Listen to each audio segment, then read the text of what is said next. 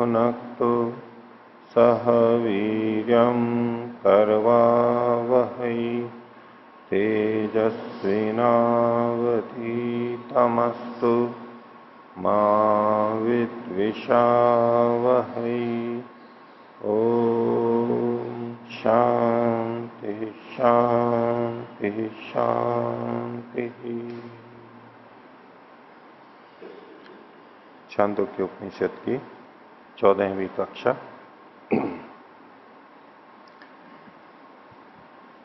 द्वितीय प्रपाठक तो हम देख रहे हैं। इसमें पीछे हमने देखा था कि धर्म के 3 स्कंध बताए गए, 3 आश्रमों को, और चौथा जो ब्रह्म में स्थित होता है वो तो अमृतत्व को प्राप्त कर लेता है, पुण्य लोगों को प्राप्त नहीं करता। जन्म मरण के द्वारा जो श्रेष्ठ स्थितियां शरीर प्राप्त होते हैं उसको प्राप्त नहीं करता। और फिर बताया था कि प्रजापति ने तीनों लोगों को तपाया तो उससे 3 वेद सार रूप में ज्ञान निकले, उसको भी तपाया तो भूर्भुवः स्वः, और उसको भी तपाया तो ओम। इन सब के पीछे ओम छिपा हुआ है। तो तीनों लोगों के पीछे ज्ञान छुपा हुआ है, ज्ञान के पीछे सार रूप में भूर्भुवः स्वः है, और उसके भी पीछे सार रूप में ओम है। वो परमात्मा ही भूर्भुवः स्वः है। और फिर 3 प्रकार के ब्रह्मचारी, वसु, रुद्र और आदित्य, 24, 36, 48 या 24, 44, 48 इतने वर्ष तक।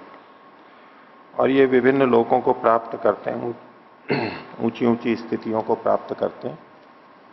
तो जो यजमान होते हैं, विभिन्न श्रम आदि कार्यों को करते हैं, क्या वो भी उन लोगों को प्राप्त करते हैं? तो उसके बारे में प्रातः सवन और उसकी प्राप्ति के बारे में कुछ वर्णन पीछे हमने देखा था। पिछले पाठ में से किन्हीं को कुछ पूछना है तो पृष्ठ संख्या 372। हाँ, ये द्वितीय प्रकाठक और 22वां खंड, उसका 3रा अनुच्छेद पे। हाँ, सर्वेश्वरा इंद्र से आत्मा, जो इस तरह का जो बातें आई थी, तो उसमें अंतस्थ वर्णों को क्यों छोड़ दी? इसका कोई उत्तर नहीं है। कोई टीकाकार इस बात को बोलता नहीं है, मेरे पास भी इसका कोई उत्तर नहीं। और एक दृष्टि से आप कह सकते हैं तो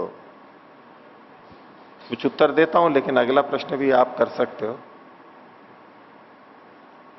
वो ईशत स्पृष्ट है, उनको स्पृष्ट मान करके उसमें अंतर्भावित कर दिया होगा उन्होंने। ये उष्मा के ऊपर, उष्मा भी तो ये तो मैंने कहा ही है कि अगला प्रश्न आप करोगे, वो अगला प्रश्न फिर आएगा कि भाई वो विवृत है तो ये ईशत विवृत है, इनको अलग क्यों पढ़ा है? तो इनको 3 तो लेने थे ना। और एक था तो इसमें वर्णमाला में भी थोड़ा थोड़ा उच्चारण में भेद और स्थान का, और ये थोड़ा थोड़ा सा रहता है ना जी। अब उस समय के हिसाब से अब जो भी लिखा है, अब इसमें क्या बता सकते हैं? कोई इस तरह के प्रश्नों को कोई खोलता ही नहीं है।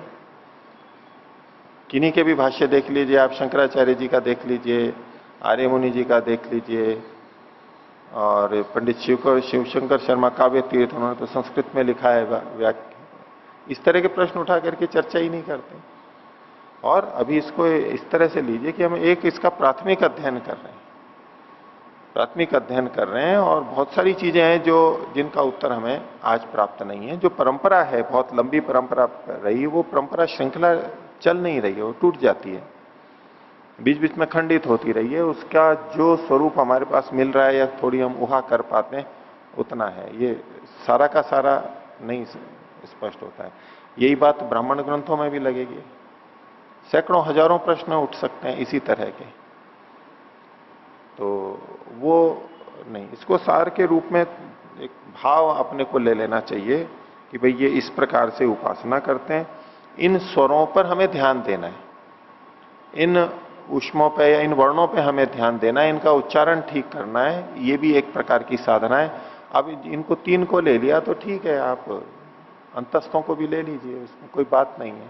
कहीं अंतर्भावित कर लीजिए, या नहीं भी लिया तो प्रतीक के रूप में 3 को ले लिया, ठीक है।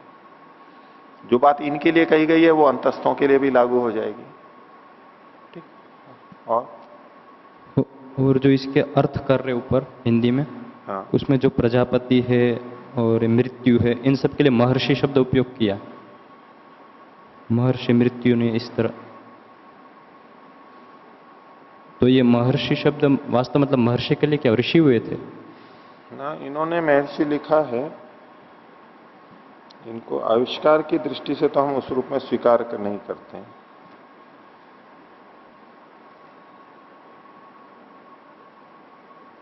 क्योंकि ये जो वर्ण हैं ये तो सृष्टि के प्रारंभ से हैं, अनादिकाल से हैं, और वेद पहले से हैं, वैसे ही चले आ रहे हैं। इनका आविष्कार मतलब कोई उत्पत्ति, नया खोज, इस तरह का तो पूरी परंपरा में हम लोग तो इस तरह से स्वीकार नहीं करते। तो ये तो इन्होंने इन नामों से महर्षि का ग्रहण किया, ठीक है।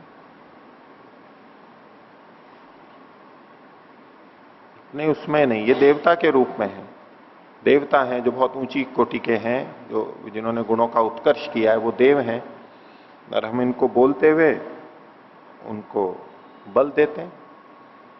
इंद्र, प्रजापति और यम, इनकी हम आराधना करते हैं, इनको हम बड़ा मानते हैं। तो इन वर्णों की आराधना करते हुए एक तरह से हम इनकी आराधना कर रहे हैं। इसको दूसरे ढंग से हम यूं कह सकते हैं कि इन देवताओं की आराधना एक बात है, इन वर्णों की आराधना भी ऐसी है जैसे कि हम इन देवताओं की आराधना कर रहे हैं, हम इन देवताओं को बल दे रहे हैं।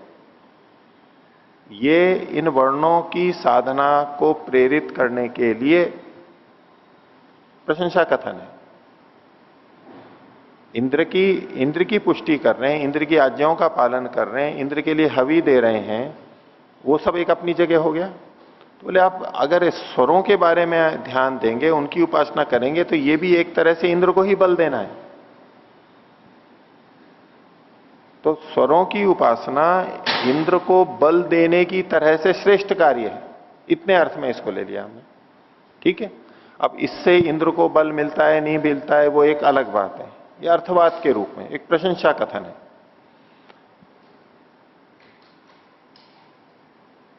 अब लोग के अंदर बोल देते हैं को बहुत सारी चीजों के लिए, बच्चों को बोल देते हैं कि भाई आप दूध पियोगे तो आपकी शिखा चोटी बढ़ेगी।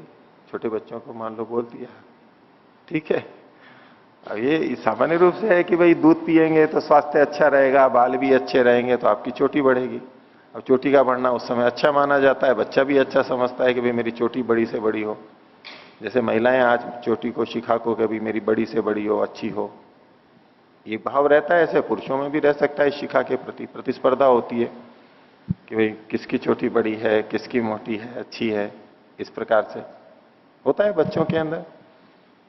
तो दूध पीने का उसको लाभ कुछ बताना है, प्रश्न है कि भाई दूध पीना चाहिए, उसका पूरा भाव ये है। अब वहां आप तर्क वितर्क करने लगो कि दूध से कैसे शिखा बढ़ती है, कैसे कैसे होता है, क्या क्या, ठीक है, वो भी थोड़ा बहुत जुड़ सकता है, लेकिन मूल तात्पर्य क्या है, ये अच्छा है, इसको करना चाहिए, ये हितकर है। तो वर्णों की साधना, वर्णों पे ध्यान देना, उसकी आराधना करना, ये कर्तव्य है हमारा, हमें करना चाहिए, ये हमारे लिए हितकर है, ये भाव हो गया। और इसको उसकी जैसे इंद्र को बल दे रहे हैं, इस तरह से जैसे ये बहुत श्रेष्ठ है, उसकी श्रेष्ठता बताई गई है। ये प्रतीकात्मक रूप में इतना अर्थ ले लेंगे, बस यही तात्पर्य, इतने तक ही ले लेंगे, ठीक है। बोलिए। आचार्य जी, पृष्ठ संख्या 377। 377 77। हाँ,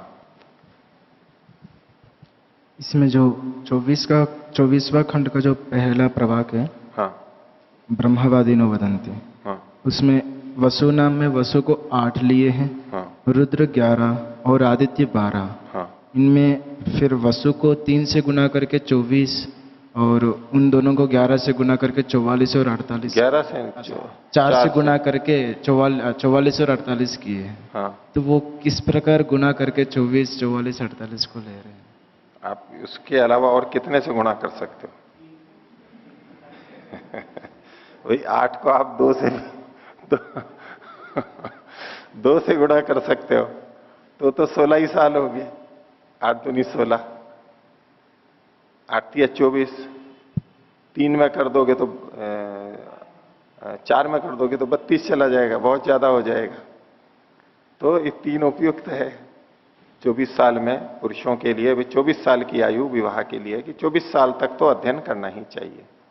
पुरुषों के लिए विधान है, महिलाओं के लिए 16, 17, 18 वर्ष है। वो उनके शरीर की रचना, प्रजनन क्षमता, आयु उसकी दृष्टि से ठीक है। उनकी परिपक्वता संतानोत्पत्ति के लिए उस समय हो जाती है, तो उनके लिए 16, 17, 18 साल है। पुरुषों के लिए वो 24 साल है। ठीक है, तो एक ये हुआ। अब दूसरा और तीसरा भी आप 12 को अगर और ज्यादा कर दो 48 ही बहुत मुश्किल हो जाता है। उसके आगे चले जाओगे तो क्या होगा, 60 साल हो जाएगा। तो ये तो वो गणना लिखी हुई मिलती है कि भाई 24, 36, 48 ये हमें लिखा हुआ मिलता है, और इधर 8, 11 और 12 मिल रहा है। तो उसमें भाग दे देते हैं तो 3, 4 और ये आ जाता है। वो क्यों है ये तो नहीं, लेकिन उससे तालमेल बन रहा है एक गणना में, एक संख्या हमारे को दिखाई दे रही है, बस केवल उसकी ऊहा है ये। ठीक है,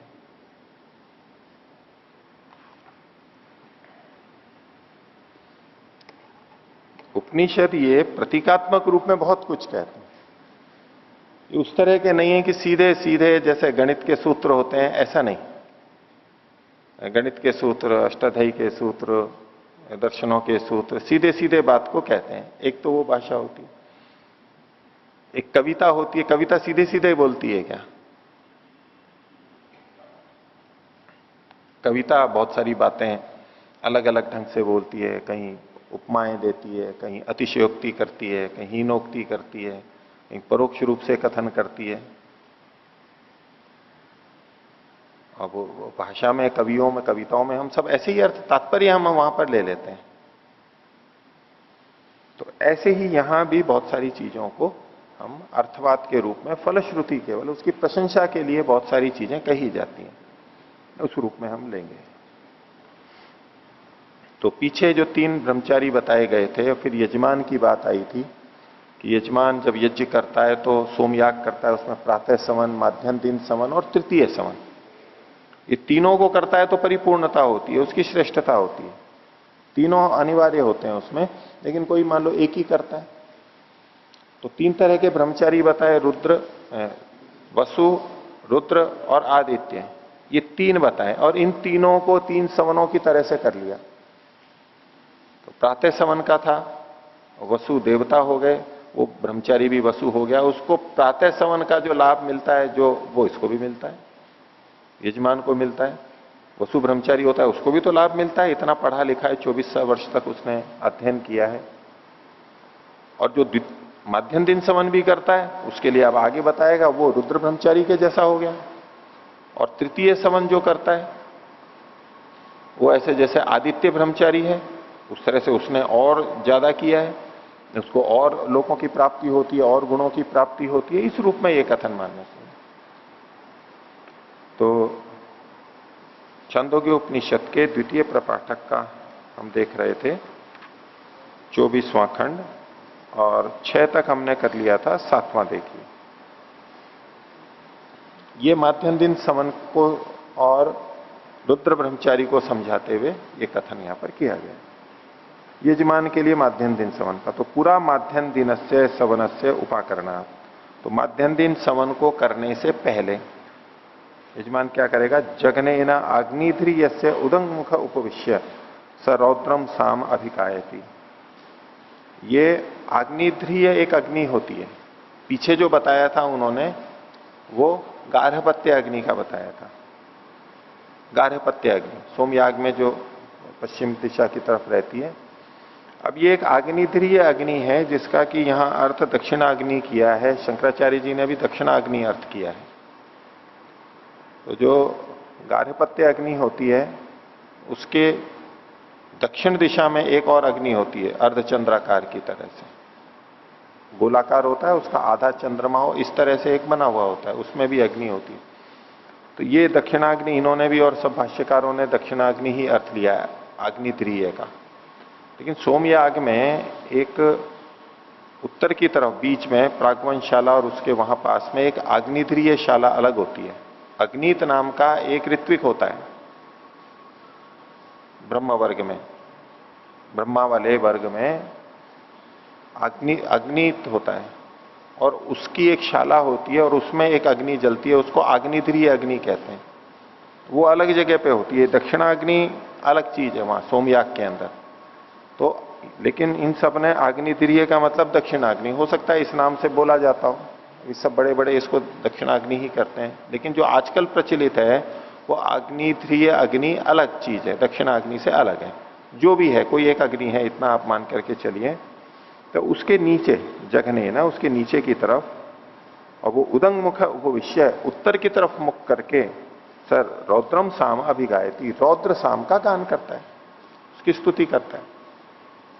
क्या होता है वो गान, क्या करता है वो अगले अनुवाक में अप्रवाक में बताया। लोकद्वारम अपावृणु पश्येम त्वावयम वैराज्याय। बाकी तो ये गान के लिए बता रखा है यहां पर। तो यजमान के लिए कौन सा लोक होगा ये प्रश्न उठाया गया था, और ये भी यही कह रहा है कि लोकद्वारम अपावृणु, इस लोक के द्वार को खोल दो मेरे लिए, मैं इस लोक में प्रवेश करना चाहता हूं, नए लोक में प्रवेश करना चाहता हूं। पश्चिम त्वावयम, हम तुझको देख सकें, किस लिए? वैराज्याय, राज्याय वैराज्याय, और आगे भी आएगा। तो बहुत प्रकाशित होने के लिए, बहुत श्रेष्ठता के लिए हम इसको चाहते हैं, गुणों के उत्कर्ष के लिए हम इन श्रेष्ठ कार्यों को कर रहे हैं। और ऐसा करके अब वो होम करता है, आहुति देता है, अथ जुहोति। और उसमें किन के लिए देता है? तो नमो वायवे अंतरिक्ष क्षिते लोकक्षिते, वायु के लिए नमन है। कौन सा? जो अंतरिक्ष में रहता है, अंतरिक्ष में निवास करता है। लोकक्षिते, जो उस किसी एक लोक में रहता है।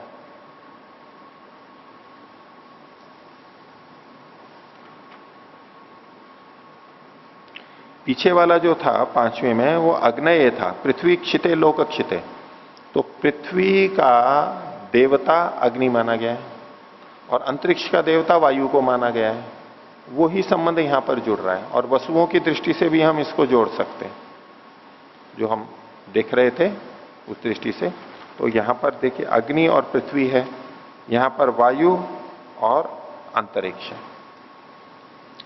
लोकम में यजमानाय विंद, में मुझ यजमान के लिए लोक को प्राप्त कराओ। जैसे आप इस लोक को प्राप्त हैं, वायु आप अंतरिक्ष में ठहरे हुए हैं, मेरे को भी कोई लोक मिले, मेरे को भी कोई स्थान मिले। एष वै यजमान से लोक एतास्मि, मैं इस प्रकार से ये मैं यजमान के लोक को प्राप्त कर लूंगा, मैं भी प्राप्त कर लूंगा, मैं भी इस स्थिति को प्राप्त कर लूंगा। ये इसको विश्वास है कि भविष्य में मैं प्राप्त कर लूंगा, और ये मान करके वो कर्म कर रहा है। अत्र यजमान है परस्ताद आयुष स्वाहा, और इस जगह पे इस लोक में ये यजमान परस्ताद आयुष है, आयु के पश्चात, मृत्यु के बाद में उसको प्राप्त करता है। और स्वाहा ये ठीक ठीक कथन है। स्वर्ग कामो यजेता इत्यादि जो वचन मिलते हैं उसमें ये स्वीकार करते हैं कि ये जो फल हैं वो यहां नहीं दिखाई देते हमारे को, ये आगे अगले लोकों में दिखाई देते हैं, अगले लोकों में प्राप्त होते हैं। उसी की तरफ यहां पर संकेत है कि परस्ताद आयुष है, आयु के पश्चात, इस आयु के पश्चात अगले जीवन में। तो अपजही परिघम, जो बाधा है, रुकावट है, अब किसी लोक में प्रवेश करना है, किसी भवन में प्रवेश करना है, तो जो दरवाजा है उस पर कुंडी लगी हुई है, तो ये कुंडी है, ये परिघ है, अर्गला है, उसको हटा दो। अपजही परिघम इति उक्त्वा उत्तिष्ठति, ऐसा कह करके वो उठ खड़ा होता है, आहुति दे देता है, प्रार्थना कर लेता है। और जब वो खड़ा हो जाता है तो तस्मै रुद्रा माध्यम दिनम समनम संप्रयच्छन्ति, तो रुद्र उसको माध्यम दिन समन का लाभ दे देते हैं, उसको उस लोक की प्राप्ति करा देते हैं।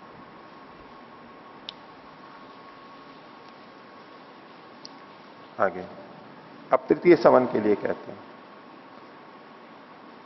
ये आदित्य ब्रह्मचारी के लिए हो गया। तो पूरा तृतीय सवन से उपाकरणा जघनेन आह्वनीय से उदंग मुख उपविश्य स आदित्यम स वैश्वदेवम साम अभिगायति। तो तृतीय सवन के करने से पहले ये आभनीय अग्नि के नीचे की तरफ, थोड़ा नीचे और उत्तर की तरफ मुख करके आदित्य को या वैश्वदेवों के लिए साम का गान करता है। आदित्य के लिए और वैश्वदेव, बाकी जो सारे देव हैं उसके लिए क्या गान करता है? लोकद्वारम अपावृणु, ये वैसा का वैसा ही है। पश्येमत्वावयम, ये भी जू का तू ही है। स्वराज्याय, पहला राज्याय आया था, फिर वैराज्याय आया था, और ये स्वराज्य आया था, अपने राज्य के लिए, श्रेष्ठ राज्य के लिए। इति, फिर अगला देखिए 13वां, आदित्यम। तो ये आदित्य को पीछे से जोड़ना चाहिए। स्वराज्याय इति आदित्यम, इस प्रकार आदित्य को, और अथ वैश्वदेवम, अब वैश्वदेव को, क्योंकि इस तृतीय के अंदर आदित्य और वैश्वदेव ये दोनों को लिया था। ये जो आदित्य ब्रह्मचारी है, ये आदित्य को, या तो तृतीय सवन के अंदर आदित्य को, और आदित्य ही नहीं, आदित्य के साथ साथ वैश्वदेव, सारे देव आ गए इसमें, सब गुणों का वास हो जाएगा। सारे देवता जो श्रेष्ठ हैं उन सबको ये संबोधित करने की स्थिति में रहेगा, इतनी उसकी योग्यता बन जाती है। तो अथ वैश्वदेवम, यहां से अब वैश्वदेव के लिए आगे कह रहा है लोक द्वारम अपावृणु। ये बिल्कुल वैसा ही है जैसा पीछे 12वां था, लोक द्वारम अपावृणु। बीच का जो भाग है आदित्यम अथ वैश्वदेवम, तो आदित्यम को पीछे से जोड़ेंगे और अथ वैश्वदेवम को आगे वाले से जोड़ेंगे, दो हैं इसलिए। बाकी पीछे के जो हमने देखे थे वहां पर एक एक ही देवता था, अग्नि था और वायु था, तो वहां ये कहने की जरूरत ही नहीं थी। तो लोकद्वारम अपावृणु पश्येमत्वावयम साम्राज्याय, साम्राज्य के लिए। स्वराज्य था पीछे आदित्य में, ये साम्राज्य है। राज्य, वैराज्य, स्वराज्य और साम्राज्य। राज्य तो सब जगह है, गुणों का उत्कर्ष तो सब जगह है। अथ जुहोति, अब होम करता है, कैसे? नमा आदित्येभ्यश्च विश्वेभ्यश्च देवेभ्यो दिवीक्षितभ्यो लोकक्षितभ्यो लोकम में यजमानाय विंदत। तो आदित्य के लिए नमन है, आदित्यों के लिए नमन है, और सभी देवताओं के लिए नमन है। कौन से? जो दिवीक्षितभ्य, जो द्युलोक में रहते हैं, द्युलोक में निवास करने वाले हैं। और द्युलोक में निवास करने वाले हैं इसलिए वो लोक में रहने वाले हैं, ये सब किसी न किसी लोक में रह रहे हैं। लोकम में यजमानाय विंदता, मुझ यजमान के लिए भी लोक प्रदान कीजिए, आश्रय प्रदान कीजिए। एष वै यजमानस्य लोक, यही यजमान का भी लोक होता है। एतास्मि, मैं उसको प्राप्त कर लूंगा। अत्र यजमान है परस्ताद आयुष स्वाहा, ये यजमान मृत्यु के बाद में, आयु पूरी होने के बाद में इसको प्राप्त करता है। अपहत परिघम इति उक्त्वा उत्तिष्ठति, दोषों को, अर्गला को हटा दो और मैं उठ रहा हूं। ऐसे जैसे कि पहले प्रार्थना की और अब मान लीजिए दरवाजा बंद है, कुंडी लगी हुई है और वो उठ खड़ा हुआ है कि हटा दो इसको, और वो उठ खड़ा हुआ है जैसे उसको अंदर ही जाना है, अब तैयार है, और उसको विश्वास है कि मैंने प्रार्थना की है और ये अर्गला हट जाएगी, बाधा हट जाएगी और मैं अंदर प्रवेश कर जाऊंगा। आगे, तस्मई आदित्यश्च विश्वे च देवा तृतीयम सवनम संप्रयच्छन्ति। तो आदित्य और विश्व देव उसको तृतीय सवन दे देते हैं, तृतीय सवन का लाभ उसको प्रदान कर देते हैं। एषः वै यज्ञ से मात्रा वेद, वही यज्ञ की मात्रा को, परिमाण को, लाभ को जानता है। यह एवं वेद, या एवं वेद, जो इस प्रकार से जानता है कि ऐसे ऐसे मुझे करना है, ऐसे प्रार्थना करनी है और फिर मैं इस चीज को प्राप्त करूंगा, वो ही यज्ञ की मात्रा को, परिमाण को, परिणाम को जानता है। ये जान करके ये सारी चीजें की जाती है। तो ये तीनों सवनों का मिला करके इन्होंने वर्णन किया। तो हितकारी चीजें हैं, हमारे लिए उपयोगी चीजें हैं और ये हमें करनी चाहिए, ये इसकी प्रेरणा होगी। ठीक है, आगे देखिए। अब ये आदित्य ब्रह्मचारी है, उस रूप में व्याख्या है। परोक्ष रूप से आदित्य ब्रह्मचारी को सिखा रहे हैं, धर्म के स्कंद हैं वो, पुण्य लोक होते हैं, श्रेष्ठता को प्राप्त करते हैं। और साथ में ये जो आदित्य है, सूर्य है, इसको भी लिया जा रहा है, उसका भी वर्णन कर रहे हैं और वैसे आदित्य का कर रहे हैं। तो यहां तक द्वितीय प्रपाठक समाप्त हुआ। अब छांदोग्य उपनिषद का तृतीय प्रपाठक, उसका पहला खंड। आदित्य का प्रसंग पीछे से चल रहा है। आदित्य ब्रह्मचारी भी सामने है और आदित्य ये जो सूर्य है ये भी हमारे सामने है। अब उसका भी देखिए कैसे कैसे वर्णन करते हैं, किस तरह से प्रशंसा कर रहे हैं। प्रस्तुति इस दिखने वाले आदित्य की है, लेकिन वास्तव में वो करना चाह रहे हैं उस आदित्य ब्रह्मचारी की, जो बचपन से लगातार 48 वर्ष तक अध्ययन करने में लगा हुआ है। लगातार अध्ययन में ही सीखने में, समझने में, शास्त्रों को, वेदों को, विद्याओं को सीखने में लगा हुआ है, जो इतना समय लगा रहा है, उसकी ये प्रशंसा है। तो पहला प्रभाग देखिए, ओम असौवा आदित्यो देव मधु। ये जो आदित्य है ये देवताओं का मधु है। मधु मतलब शहद।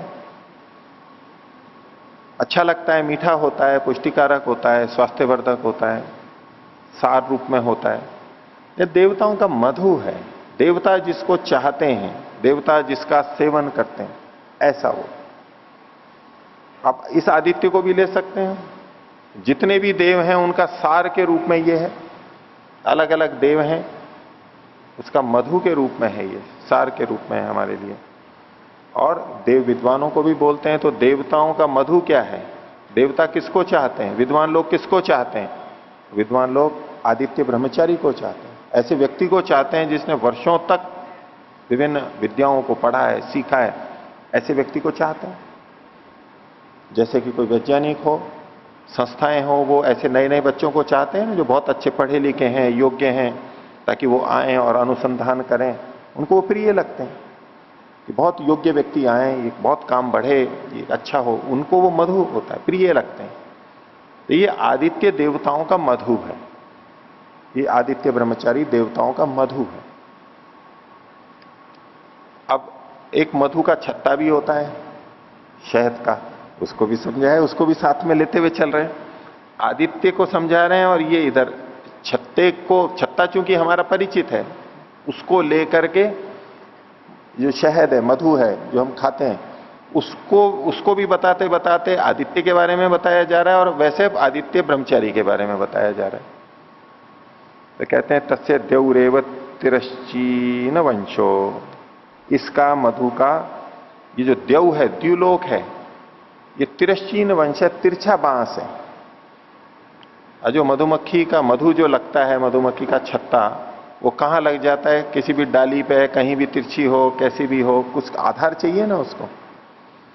तो ये जो द्युलोक है, ये जैसे उस मधु का आधार है। तिरछा बांस है, बांस के ऊपर जैसे छत्ता लग जाता है मधु का, ये वहां लगा हुआ है, द्युलोक में लगा हुआ है। ये इसका आधार क्या है? द्युलोक है। ज्ञान की उच्च स्थिति है, वो उसका आधार है।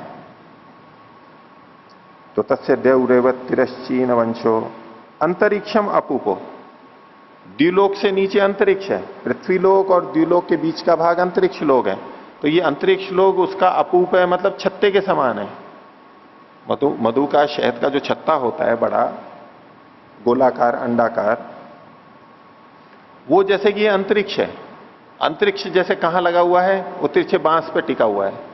मधु का छत्ता कहां लगा हुआ है? जैसे बांस के डंडे के ऊपर लगा हुआ है। ऐसे ये अंतरिक्ष जो है पूरा, ये जैसे कि द्युलोक में टंगा हुआ है, वहां अटका हुआ है। एक परिकल्पना है। और मरीचय है पुत्रा, और आदित्य की जो किरणें हैं, मरीचियां हैं, वो उसके पुत्र हैं। मधुमक्खी के पुत्र होते हैं, छोटे छोटे छोटे, बहुत सारे। ऐसे आदित्य से भी बहुत सारी रश्मियां निकलती हैं, लगातार निकलती रहती हैं। और मधुमक्खी के छत्ते में भी ऐसे जैसे मक्खियां भरी पड़ी हैं, ऐसे कि हमें कोई संख्या भी नहीं होती, बहुत बहुतायत से होती हैं। ऐसे आदित्य से जो रश्मियां आ रही हैं वो ऐसे हैं जैसे इसके पुत्र हैं मधुमक्खियों के। आगे तस्य ये प्रांचो रश्मय, उस आदित्य की जो पूर्व की दिशा में जाने वाली रश्मियां हैं, पूर्व की दिशा में जो रश्मियां निकल रही हैं, आदित्य की रश्मियां उसके सब ओर निकल रही हैं, पर हम जहां बैठे हैं हम अपनी दृष्टि से देख रहे हैं कि उसकी रश्मियां जो पूर्व दिशा की तरफ आ रही हैं, ता एव अस्य प्राच्यो मधुनाड्य, वो इसकी पूर्व की दिशा में होने वाली मधु की नाड़ियां हैं, जिसमें मधु बहता है। नाड़ियां मतलब नलियां। मधु की चर्चा चल रही है, मधु नलियों में बहता है, और छत्ते में जैसे भी रहता है उसके भी छिद्र होते हैं, वो भी नालियों जैसे होते हैं।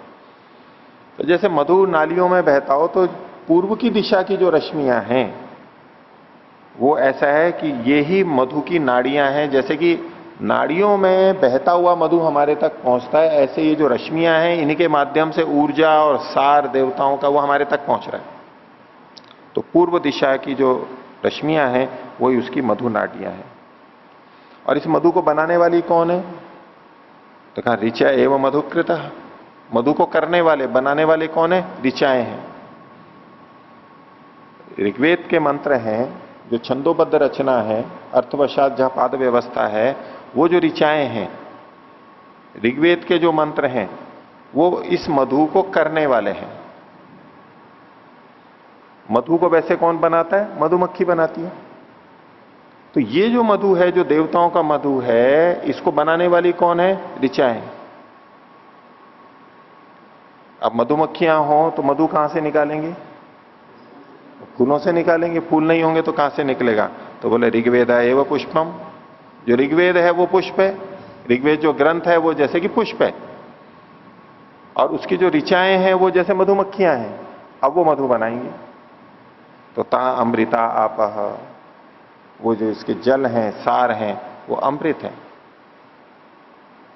लाभ देने वाले हैं, बहुत मृत्यु से परे ले जाने वाले हैं। अब ये रस कैसे निकलेगा? कैसे क्या होगा? मधु कैसे निकलेगा? तो तावा एता ऋचः एतम ऋग्वेदम अतपन अभ्यतपन। तो ये जो ऋचाएं थी, ऋचाएं कौन थी? जो मधुकृत थी, मधुमक्खी की तरह से। और एतम ऋग्वेदम अभ्यतपन, इस ऋग्वेद को उन्होंने तपाया। ऋचाओं ने ऋग्वेद को तपाया। जैसे मधुमक्खी पुष्प से सार लेती है, रस लेती है, मकरंद लेती है, तो जैसे कि फूल को तपा रही है और उसमें से निकाल रही है। तो इन ऋचाओं ने ऋग्वेद को तपाया, और तपाया तो तस्य अभितप्तस्य, वो जो ऋग्वेद जब तप गया, जैसे कि पुष्प हो गया, तो उससे क्या निकला? मधु निकलता है जैसे। तो यहां क्या निकला? तो तेज इंद्रियम वीर्यम अन्नाद्यम रसो अजायत है, इस रूप में रस निकला। तेज निकला, तेजस्विता, इंद्रियों की शक्ति, उत्साह, सामर्थ्य, विभिन्न खाद्य पदार्थ, उपभोग के पदार्थ, ये रस के रूप में उत्पन्न हुए।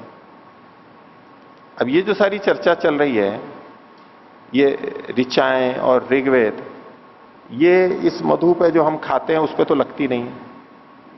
वहां तो मधुमक्खी रहेगी और पुष्प रहेगा, और उससे जो सार निकला है वो शहद के रूप में रहेगा।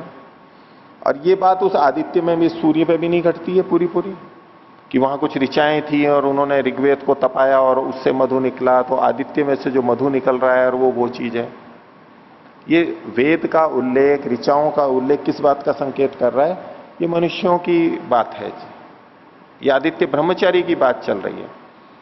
तो मधुमक्खी, मधु का छत्ता, ये सब तो प्रतीक रूप में समझाने के लिए साथ साथ में बता रहे हैं कि देखो ऐसे ऐसा है, जैसे ये ऐसा यहां पर ये है। और सूर्य का भी जो वर्णन कर रहे हैं, उसकी प्राची का पूर्व की रश्मियां, और इससे ये कुछ और भी आगे बताएंगे, वो भी एक प्रतीक के रूप में है, समझाने के लिए। वास्तव में ये आदित्य ब्रह्मचारी को समझाने की चर्चा चल रही है। और यदि हम इसको वर्णन को यूं देखेंगे कि आदित्य को देव मधु का है, अब यहां ऋचाएं भी आ गई और ऋग्वेद भी आ गया और ये सब चीजें आ गई, और उससे ये तेज, इंद्रिय, वीर्य, अन्न आदि ये रस उत्पन्न होते, ये कैसे संगति लगेगी? इस आदित्य में कैसे संगति लगेगी? तो कभी भी नहीं लगेगी। सीधे सीधे यूं शब्दों को जोड़ेंगे। यहां केवल आदित्य ब्रह्मचारी की महत्ता को बताया जा रहा है, कैसे उसमें मधु उत्पन्न हो जाता है, वो कैसे कैसे तपस्या करता है, कैसे सार निकालता है, उसकी श्रेष्ठता को, उच्चता को बताने के लिए समझाया जा रहा है। आगे देखिए, चौथा प्रभाग, तद्व्यक्षरत। ये जो रस निकला था, रस कौन सा था? तेज, इंद्रिय, वीर्य, अन्नादि। तद्व्यक्षरत, वो फैल गया, बिखर गया, इधर उधर फैल गया। और फिर फैल के क्या हुआ? तद आदित्यम अभितो आश्रयत, उसने आदित्य को चारों ओर से घेर लिया, उसका आश्रय कर लिया, तो सूर्य के चारों ओर फैल गया। रस कौन से निकले थे? ये पीछे तेज, ऐश्वर्य इत्यादि अन्नादि, और वो सूर्य के चारों ओर फैल गए। अब वहां नहीं घटेगा ये बिल्कुल भी, लेकिन बताया वही जा रहा है, वो आदित्य के चारों ओर फैल गए। और फिर क्या हुआ? तद्वा एतत् यद एतत् आदित्य से रोहितम रूपम, ये जो फैल गए यही क्या है? आदित्य का जो रोहित रूप है, लाल रूप है, ये बस वही है। आदित्य जब उगता है या अस्त होता है उस समय लाल लाल रंग का होता है, विशेष प्रकार का होता है। तो आदित्य का जो ये लाल रूप है ये क्या है? ये वही रस है जो ऋचाओं ने ऋग्वेद को तपाया और उससे जो सार निकला था वो बिखर गया और वो आदित्य के चारों ओर आ गया, और वो ये लाल रंग है। अब इसको सीधे सीधे देखेंगे तो कुछ भी नहीं घटेगा, ये ब्रह्मचारी पे घटेगा। उसने ये जो ज्ञान प्राप्त किया वो उसके फैल गया, मतलब उसके चारों ओर हो गया, उसका प्रभाव उसके अंदर आ गया, और यही उसका, उस आदित्य ब्रह्मचारी का रोहित रूप है, लाल रूप है। आगे अब उसी आदित्य की दूसरी दिशा की रश्मियों को ले रहे हैं।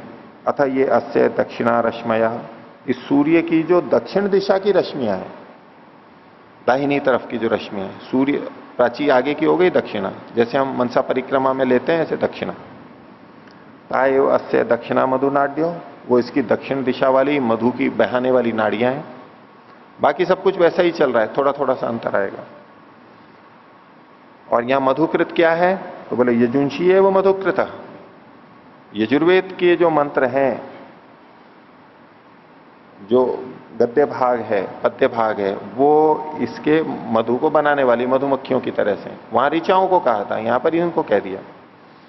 और पुष्प क्या है? यजुर्वेद है वो पुष्पम, यजुर्वेद उसका पुष्प है, उस पुष्प से सार को निकालना है। ता अमृता आप, और ये अविनाशी उसका जल है या उससे होने वाले कर्म। आगे तानी वा एतानी यजुंशी एतम यजुर्वेदम अभ्यतपत, इन यजुओं ने उस यजुर्वेद को तपाया। वहां ऋचाओं ने ऋग्वेद को तपाया था, यहाँ यजुष ने यजुर्वेद को तपाया।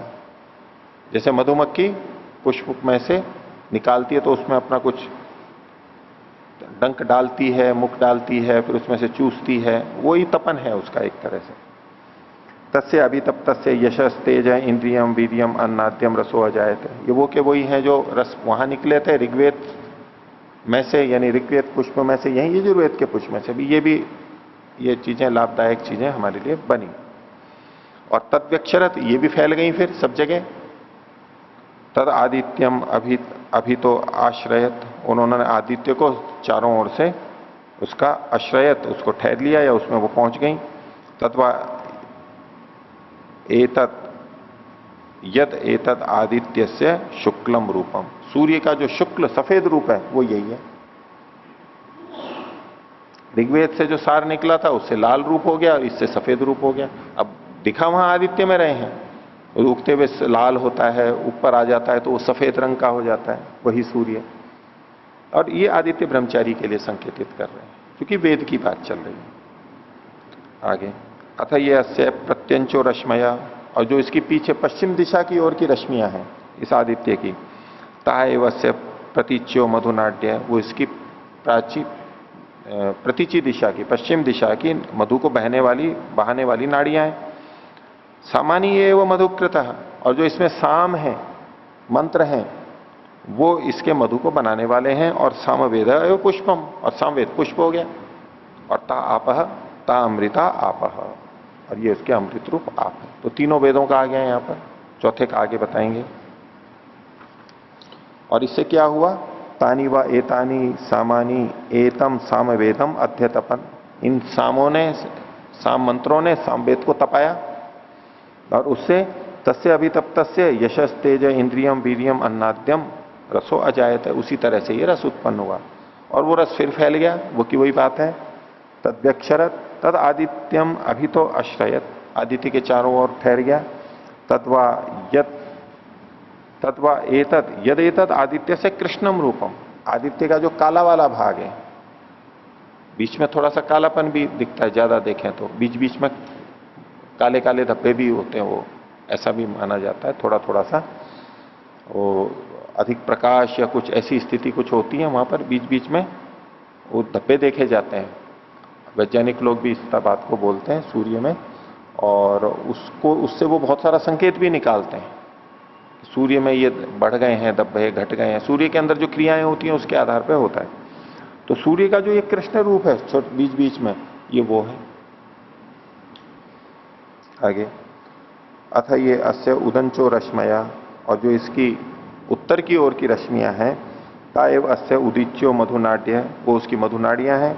और अथर्वांगी रस एवं मधुकृत, और अथर्वेद के जो मंत्र हैं वो उसके मधुकृत है, मधु को बनाने वाले हैं। और इतिहास पुराणम पुष्पम, इतिहास और पुराण उसके पुष्प हैं।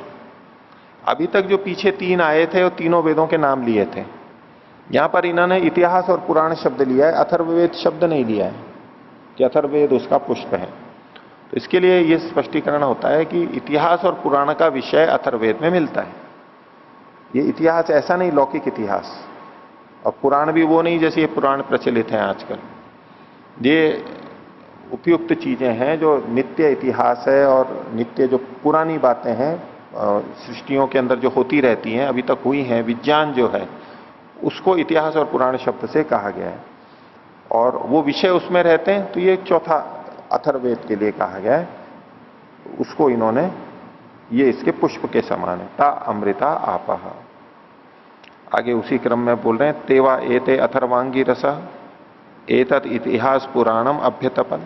अथर्वांगी रस जो है इन्होंने, यानी जो अथर्ववेद के मंत्र हैं, इन्होंने अथर्ववेद को तपाया, और उससे जो निकला वो यश तेज इंद्रियम वीरियम अन्नाद्यम रसो अजायत, और ये रस फिर फैल गया। तत्व्यक्षरत तद आदित्यम अभी तो अश्रयत, और वो भी आदित्य के चारों ओर ठहर गया। तद्वा एतत् यदेतत् आदित्य से परम कृष्णम रूपम, आदित्य का ये गहरा कृष्ण रूप है। एक हल्का कृष्ण रूप था, वो प्रकाशित तो रहता ही है, उसमें कुछ हल्के काले रंग के होते हैं, कुछ और गहरे काले रंग के होते हैं। तो ये परम कृष्ण, ये गहरा काला रूप है। अथ ये अस्य ऊर्ध्वा रश्मया, जो इसकी ऊपर की रश्मियां है, ऊपर की तरफ वाली, ता एव अस्य ऊर्ध्वा मधुनाट्य, ये इसकी ऊपर की मधु की नाड़ियां हैं, ऊपर की ओर मधु को ले जाने वाली है, ये सबसे ऊंची है। और इसमें मधुकृत क्या है, तो गुह्या एव आदेशा मधुकृत, इसके जो गुह्य आदेश हैं, गुप्त आदेश हैं, संदेश हैं, ये मधु को करने वाले हैं। जैसे तीनों वेदों में, चारों वेदों के लिए उनके मंत्रों को मधुकृत कहा गया था। मंत्रों में विचार है, कुछ ना कुछ विधि निषेध है, ये करना चाहिए, ये नहीं करना चाहिए, कुछ स्तुति है, कुछ वर्णन है, कुछ विचार दिया हुआ है। ये मधु को करने वाले हैं। ये जो देवताओं का मधु था, उस मधु को बनाने वाले हैं, करने वाले हैं ये मंत्र और ऋचाएं। तो यहां पर मधु करने वाली कहा गुह्या एवं आदेश, जो गुप्त आदेश होते हैं, ऐसे आदेश जो सबको नहीं दिए जाते, विशेष उन्हीं को ही दिए जाते हैं जो ऐसी स्थिति में है, उनको वो ये उसके मधु को करने वाले होते हैं।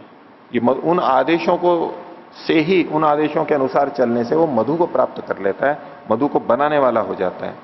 और पुष्प क्या है यहां पर, का ब्रह्मैव पुष्पम, या स्वयं ब्रह्म ही पुष्प है। इधर तीनों चारों वेद थे, और अब परमात्मा को ही पुष्प माना गया, और उस पुष्प से जैसे हम सार निकालते हैं, ऐसे ब्रह्म से उसका आनंद और उसका सार रस रूप में उसको प्राप्त हो रहा है। कौन सा, जो इसकी ऊपर की मधु नाड़ियां हैं, गुह्य आदेश हैं, उसके द्वारा ये ब्रह्म रूपी पुष्प को करता है। ता अमृता आप, और जो इससे निकलते हैं ये अमृत रूप में है। और यहां पर भी जो तपाया वो ऐसे ही, तेवा एते गुह्या आदेश एतत् ब्रह्म अभ्यतपन, ये जो गुह्य आदेश हैं, इन्होंने इस ब्रह्म को तपाया, उस ब्रह्म को, परमात्मा को जैसे तपाया, और बिना तपाए उससे सार नहीं निकलेगा।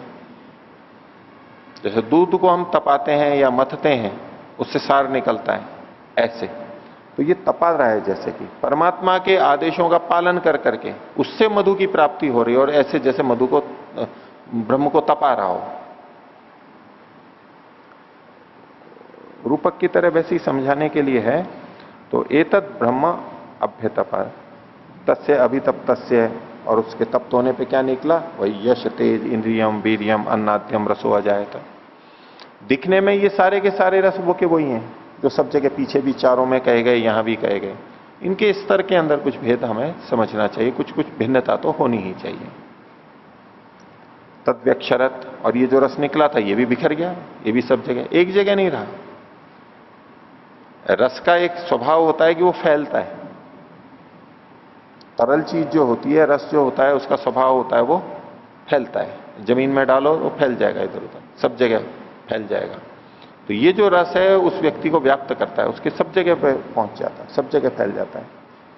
तद्व्यक्षरत तद आदित्यम अभिहित, आदित्यम अभी तो अश्वैत, और उसने आदित्य को चारों ओर से वहां पर आधार बनाया, उसको आश्रित कर लिया। अब यहां आदित्य वो सारा का सारा हम लेंगे आदित्य ब्रह्मचारी। ये जो जितने गुण हैं, उसने जो तपस्याएं की उससे जो गुण निकले वो उसमें ठहर गए, ये गुण आदित्य में ठहर गए, अर्थात उस ब्रह्मचारी में ठहर गए, उसको आश्रित कर लिया, उसको ये सब चीजें प्राप्त हो गई।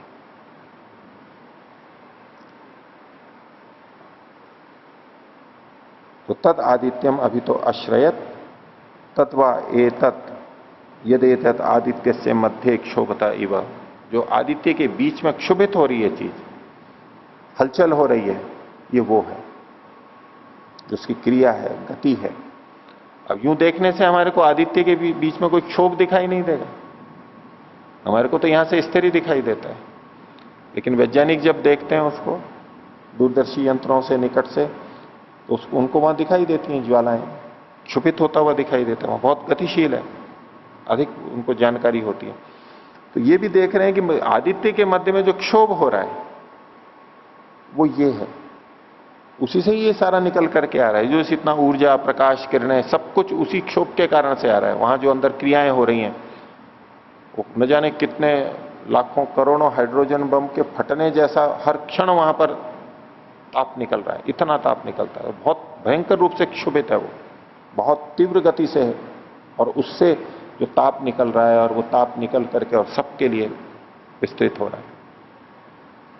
तो ये जो आदित्य ब्रह्मचारी है, इसने अपनी साधना की है आदर्श रूप में। जो भी ऐसा ब्रह्मचारी रहा है उसने बहुत सारी विद्याओं को पढ़ लिया है, सभी को पढ़ लिया है एक तरह से, चारों वेदों को और सबको पढ़ लिया है जैसे उसने, और ब्रह्म को भी प्राप्त किया है, ऐसी स्थिति बन गई।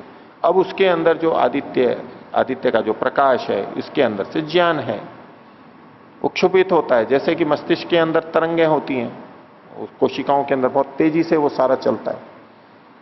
मस्तिष्क में जो कोशिकाएं होती हैं उनमें जो सारा सूचनाओं का तंत्र है, आना जाना, वो सब बहुत तेजी से चलता है, तालमेल और चिंतन मनन वो बहुत तेजी से चलता है। तो ऐसा कुछ वो क्षोभ उसके बीच में है। तेवा एते रसानाम रसा, तो ये जो है वो रसों के भी रस हैं, जितने भी रस हैं उन रसों का भी रस ये है, वो आदित्य ब्रह्मचारी प्राप्त करता है, उसकी प्रशंसा की जा रही है, वो सर्वश्रेष्ठ हो जाता है। तेवा एते रसानाम रसा, तो रसों के रस हैं। अब ये रस कौन है और फिर उससे निकलने वाला रस कौन है? तो उसको कहते हैं वेदा ही रसाहा, ये वेद ही रस है। जो पहला शब्द है रसानाम, वो कौन है? वेदानाम, वेदों के। और रस कौन है? तेषाम एते रसाहा, उसके ये रस हैं, रसों के रस हैं, मतलब वेदों के ये रस हैं। अब वैसे अब फिर वेद के ऊपर आ गए, क्योंकि यूं आदित्य की चर्चा चल रही थी, अब वहां वेदों को कहां देखेंगे हम? तो ये रसों के भी रस हैं, यानी वेदों के भी रस हैं, स्वयं ने खोला इसको। तो तेवा एते रसानाम रसा, अर्थात वेदा ही रसा, या रस का मतलब वेद ही लेना है। तेषाम एते रसा, ये जो पीछे रस बताए, जो गुण बताए, ये उसके रस हैं, ये वेद के रस हैं, वेद से निकले हैं। तानी व एतानी अमृतानी, ये जो उसके अमृतानी, तानी व एतानी अमृतानाम अमृतानी, अमृतों के भी अमृत हैं, वही रसों के रस हैं, उसी शैली में कहा अमृतों के भी अमृत हैं।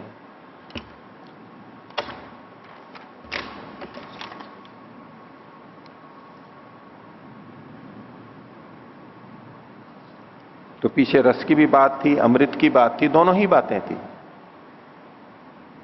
तो रस उत्पन्न हुआ, अमृत उत्पन्न, ताहा अमृता आपह और रसो अजायत, रस और अमृत दो शब्द आ रहे थे। तब उसको सार रूप में इन्होंने जो कह दिया कि ते वा एते रसानाम रसा, तो वेद ही रस हैं और ये रस कौन से हैं? इस वेद के ही रस हैं। इसी तरह का तानी व एतानी अमृतानाम अमृतानी, अमृतों के भी अमृत हैं। तो यहां अमृत क्या है? तो फिर कह दिया वेदा ही अमृता, वेद ही यहां पर अमृत हैं। और तेषाम एतानी अमृतानी, ये जो अमृत चीजें निकली हैं ये उसी वही अमृत, ये उसी से अमृत से निकली हैं। तो जितना भी रस निकला, जितना भी अमृत निकला, जो सार निकला, जो गुण निकले, जो हमारे को नाश से बचाते हैं, जो हमारे को बढ़ाने वाले हैं, ये सारे वेद से निकले हैं, सारे ज्ञान से निकले हैं।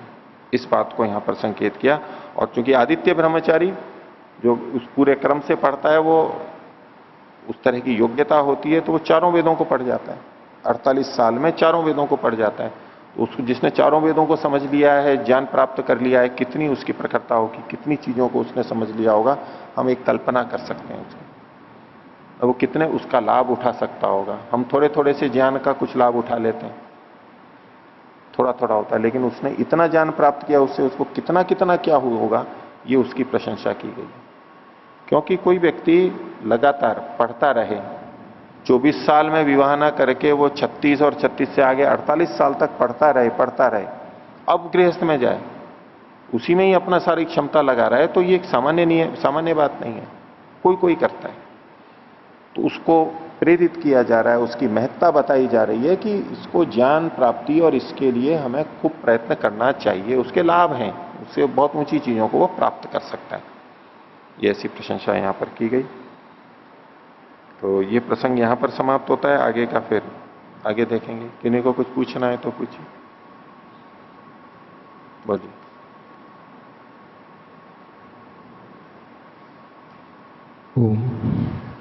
जिसके शुरुआत में जहाँ से शुरुआत की थी, तो उसके बाद 3 श्लोक के बाद आपने बताया कि ये आदित्य ब्रह्मचारी के विषय में बताया जा रहा है। तो हम प्रत्येक श्लोक में तो नहीं घटा सकते ना कि आदित्य ब्रह्मचारी के लिए बताई जा रही बात, ये बात भी आदित्य ब्रह्मचारी के लिए बताई जा रही।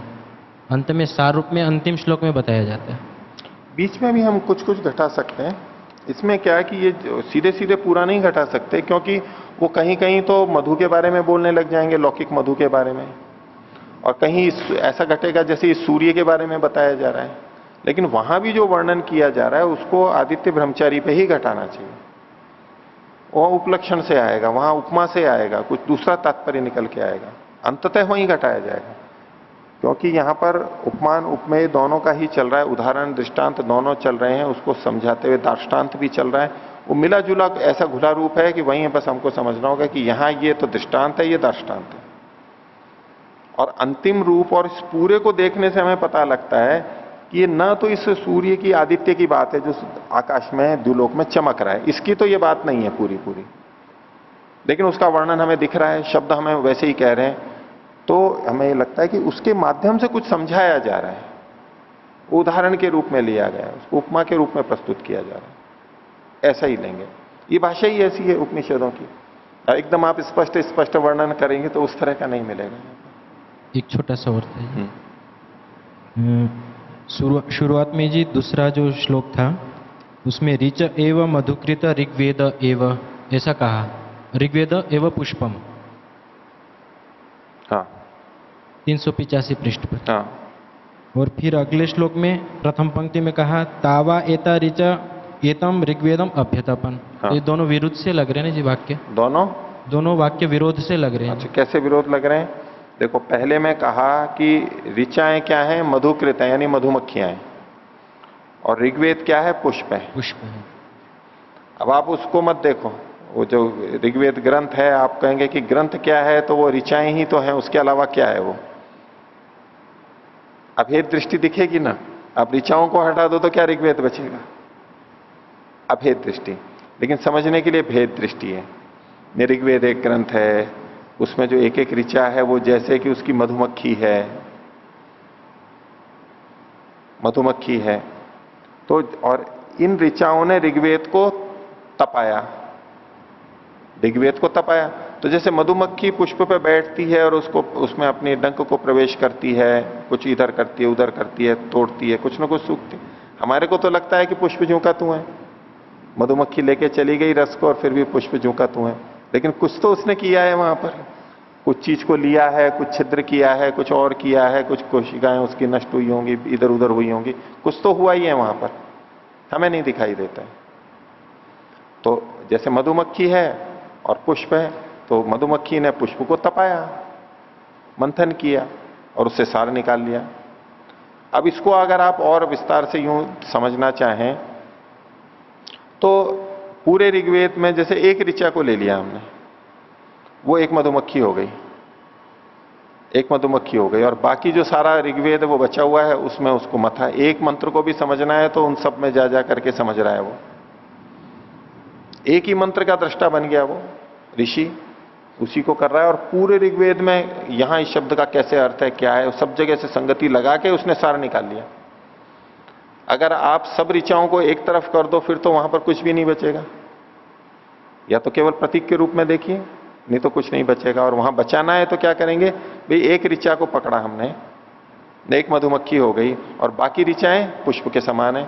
अब वो उन ऋचाओं से भी ले रहा है, इसी पढ़े सिर्फ एक ऋचा को रहा है, वो उसी एक ही ऋचा के माध्यम से पूरे का सार वो ले रहे थे इस रूप में। जैसे कोई एक ऋषि एक मंत्र का साक्षात्कार कर लेता है तो उसका ये भी मतलब नहीं है कि वो केवल एक ही मंत्र को पढ़ रहा है, वो पूरे वेदों को तो जानता ही है वो, और उसका तात्पर्य सार उसके अनुरूप ही इसका अर्थ ग्रहण कर रहा है।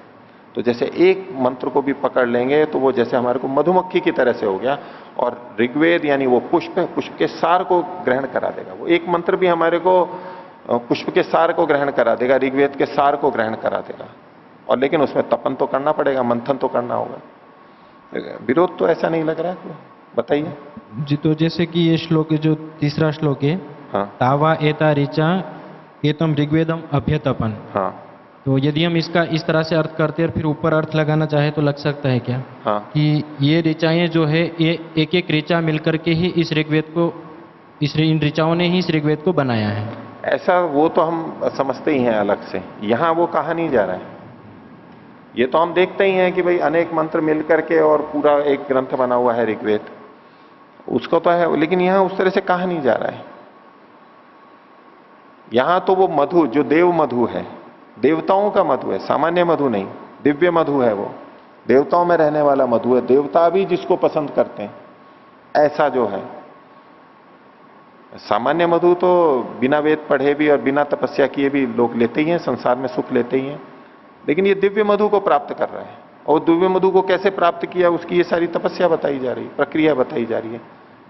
और इन वसु और रुद्र और आदित्य ब्रह्मचारियों के लिए महर्षि दयानंद ने वेद का पढ़ना आदि वो सब लिखा ही है। इस काल में उनको पढ़ता है, वो तपन करता है, मंथन करता है, और उससे फिर मधु प्राप्त करता है, ज्ञान रूप मधु प्राप्त करता है, सुख शांति को प्राप्त करता है, दिव्य मधु होता है वो। ठीक है, इतना ही रखते हैं। प्रणव।